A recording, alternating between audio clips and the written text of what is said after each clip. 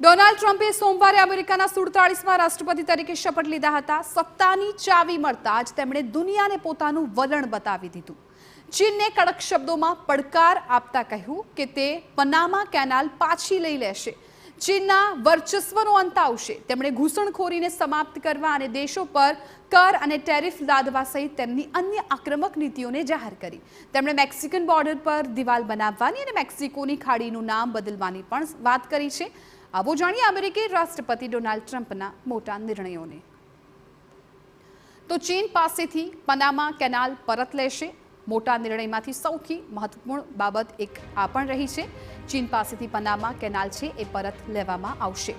Mexico border પર દિવાલ બનાવવાનું કામ થશે। મેક્સિકો બોર્ડર પર ઇમરજન્સી લાદવાનો પણ નિર્ણય।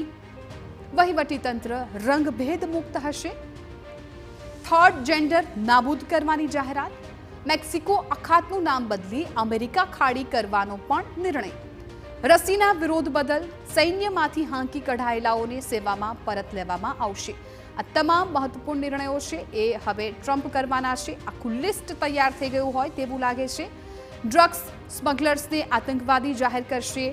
યુદ્ધ રોકીશું, શાંતિ એ જ અમારી પ્રાર્થના છે। આ સાથે જ તેમણે અન્ય મુદ્દાઓ પર પણ ખાસ ધ્યાન આપ્યું હતું। યુદ્ધની વાત કરી હતી। યુદ્ધ રોકીશું અને શાંતિ એ જ અમારી પ્રાર્થના એક મહત્વપૂર્ણ। અમેરિકા ફર્સ્ટ પર ધ્યાન કેન્દ્રિત કરવાનો પણ નિર્ણય છે એ પણ પાઇપલાઇનમાં રહેશે। અમેરિકામાં જન્મથી મળતી નાગરિકતા ખત્મ, આ પણ એક મહત્વપૂર્ણ નિર્ણય છે। ચીન પાસેથી પનામા કેનાલ પરત લેશે। આ તમામ મોટા નિર્ણયો છે હવે ટ્રમ્પ લઈ શકે છે।